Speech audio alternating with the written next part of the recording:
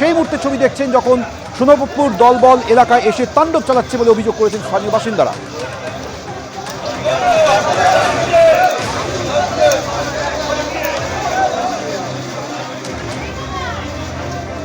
আর এই সোনাপুর ছবি আপনারা দেখছেন যে নেতাদের সঙ্গে তার ছবি প্রকাশ্যে এসছে এই ঘটনার পর।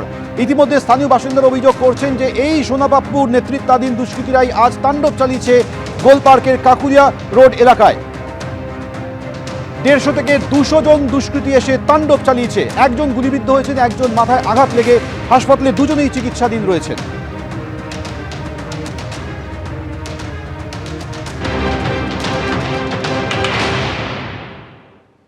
সেম আবার সোনাবাপুর ছেলেরা আবার করছে, ওরা এলাকা দখল করতে চাইছে, আগেকার পঞ্চমতলা আবার নিয়ে আসতে চাইছে।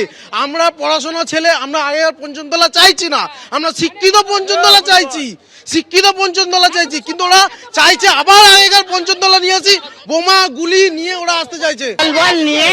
দলবল নিয়ে ছুরি চাকু বোম সব নিয়ে এখানে মারতে এসছে। এখানে তো কতক্ষণ এসে মারবে বলো, কেন মারবে বারে কেন?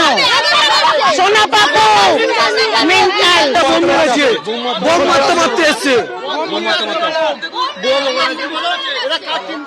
এটা সোনাবাপু ছেলে, ওরাই বলেছে যে সোনাবাপুর ছেলে। আমরা মিন্টাই ছিল, বাবু সোনা ছিল, শুভ ছিল।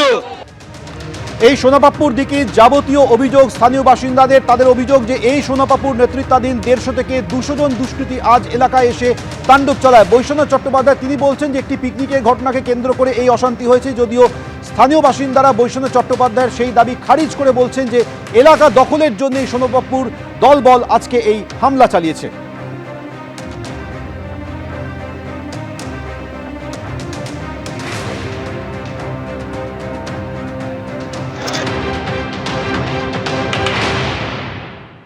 এখানে প্রতিটা ঘরে ঘরে মানুষকে চিনি, আর 365 দিন থাকি। যারা গোলানোর চেষ্টা করেন তাদের এতে কোনো লাভ হবে না। এরা সব আমার ঘরের ছেলে, আমি এদের পরিবারের সন্তান।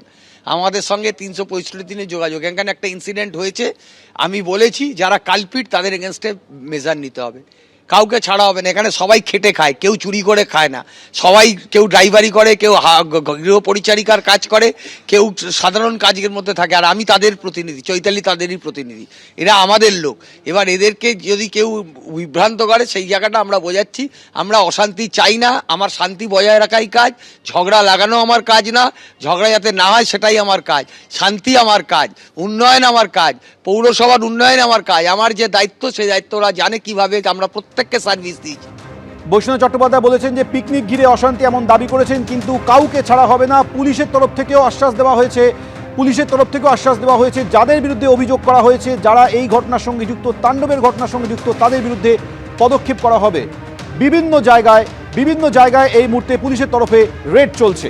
অন্তত 150 দুষ্কৃতী হামলা চালিয়েছে বলে স্থানীয় বাসিন্দারা অভিযোগ করছেন। প্রশ্ন উঠছে যে যেখানে হামলা হয়েছে কাকুরিয়া রোডে, সেখান থেকে একেবারে সামনেই থানা, তাহলে কি করে এইভাবে তাণ্ডব চলল বেশ কিছুক্ষণ ধরে? এবিপি আনন্দ, এগিয়ে থাকে, এগিয়ে রাখে।